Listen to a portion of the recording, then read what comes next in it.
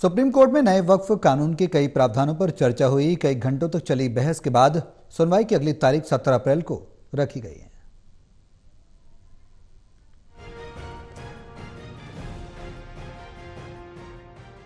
दिल्ली सहित देश भर में नए वक्फ कानून लागू होने के बाद लगातार तकरार छिड़ी हुई है।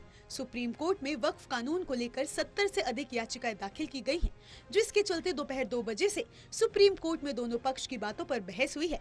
बहस खत्म होने के बाद वकीलों ने बताया कि आज वक्फ कानून पर बहस हुई है और अब अगली सुनवाई कल होगी। देखिए, इसमें 8-10 जो इनके मेन चीज थी, 8-10 में से जो 2 मेन अटैक थे इनके, वो थे ये वक्फ बाय यूजर को खत्म करना चाहते थे, कर लिया इन्होंने अमेंडमेंट के जरिए, और 2 नॉन मुस्लिम को वक्फ काउंसिल के अंदर ये लेके आना चाहते थे।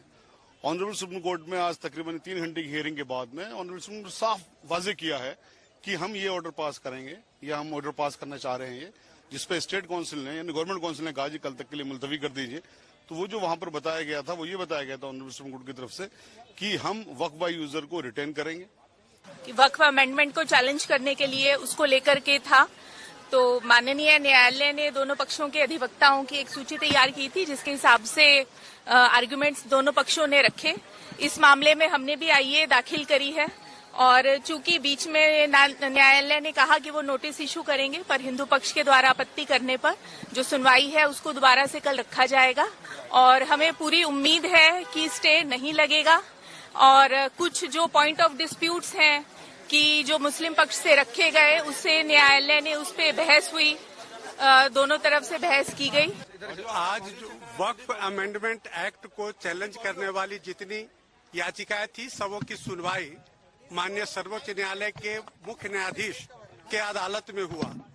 आज दोनों पक्ष को सुना गया, लेकिन जो आगे की सुनवाई है वो कल 2 बजे के लिए एडजर्न किया गया है, और अभी सुनवाई पूरे केस में जारी है। जो मुस्लिम पक्ष के जो वकीलों का कहना था कि सेक्शन 3 में, सेक्शन 9 में, सेक्शन 14 में, सेक्शन 36 में और सेक्शन 83 में जो अमेंडमेंट्स हुए हैं, वो अमेंडमेंट्स उनके फंडामेंटल राइट का हनन करता है। सुप्रीम कोर्ट में पहले दिन की सुनवाई में नए वक्फ कानून के कई प्रावधानों पर चर्चा हुई है।